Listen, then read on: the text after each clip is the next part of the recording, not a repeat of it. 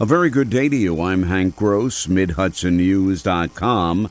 It's Thursday, June 27th. The news today brought to you by the Galleria at Crystal Run. Members of the Orange County Legislature met yesterday to review 5 different redistricting proposals that marks the first public step in the creation of new districts ahead of the November 2025 elections. The nearly 3-hour meeting came to a close after legislators from both parties left the meeting, causing the legislative body to fall short of a number of lawmakers necessary for a quorum. The law requires that every 10 years in the election cycle following the census, state and local government districts be redrawn. All 21 county legislators are up for re-election next year and must run in new reapportioned districts. County Legislature Chairwoman Katie Benelli says she's already discussed the redistricting process with her fellow Republicans in the caucus. Michael Paduch, the Democratic minority leader, had his own concerns about the process. We didn't think it was ready for the public, and the legislature didn't have enough input. Like today, you had plenty of input, and they were trying to shut it down and just trying to vote. Paduch said he was glad that he partnered with Republicans to shut down the session.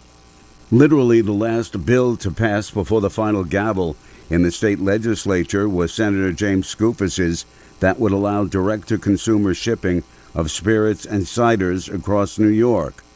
Skoufis, local distillers, and state industry officials were in Warwick on Wednesday to tout the legislation and urge the governor to sign it.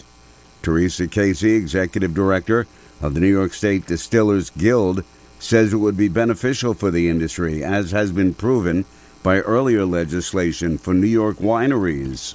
They saw that direct-to-consumer shipping had helped New York's wineries grow without presenting any safety problems, and they saw that what had worked for wine could and should work for spirits and cider.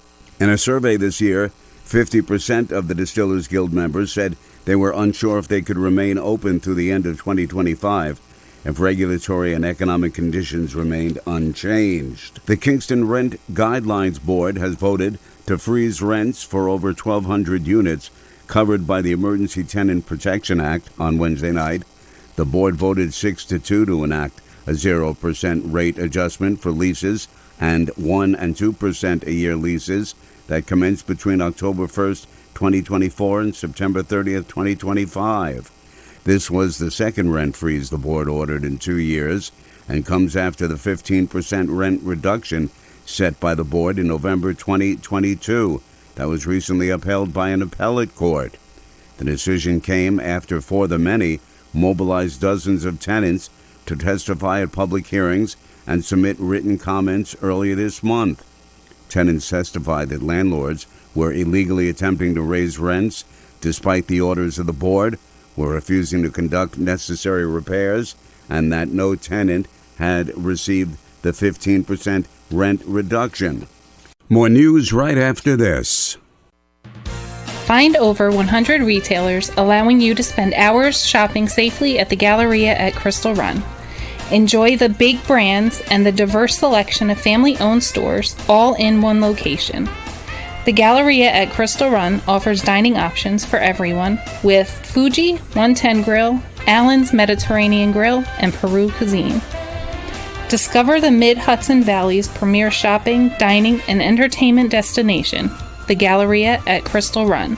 For more information, follow us on Instagram, Facebook, or visit GalleriaCrystalRun.com.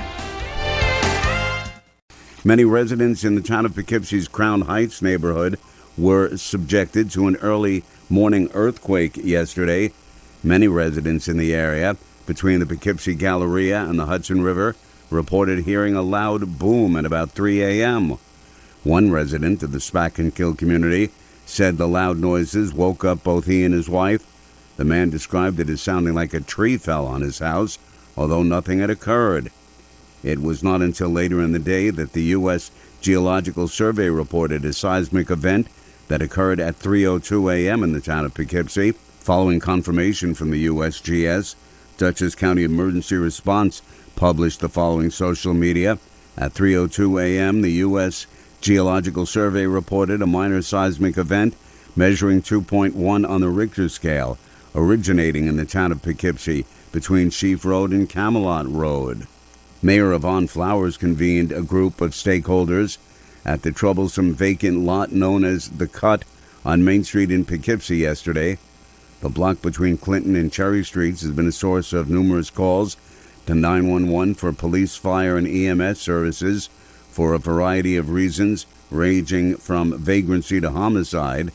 The mayor said they've been working hard to clear our Main Street corridor from illegal drug activity and help those who are dealing with drug addiction, mental illness, and homelessness. She says the efforts have helped to improve Rose Street, North White Street, and parts of Main Street.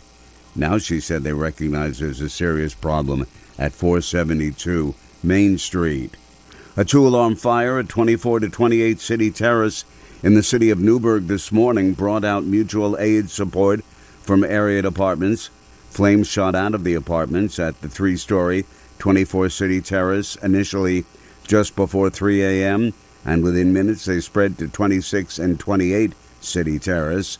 Hours later, firefighters were still on the scene. A 39-year-old Newburgh man's been sentenced in federal court to life in prison for his years-long sexual abuse of children.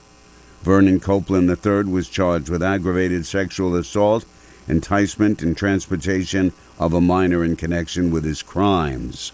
I'm Hank Gross, MidHudsonNews.com. The news today brought to you by the Galleria at Crystal Run.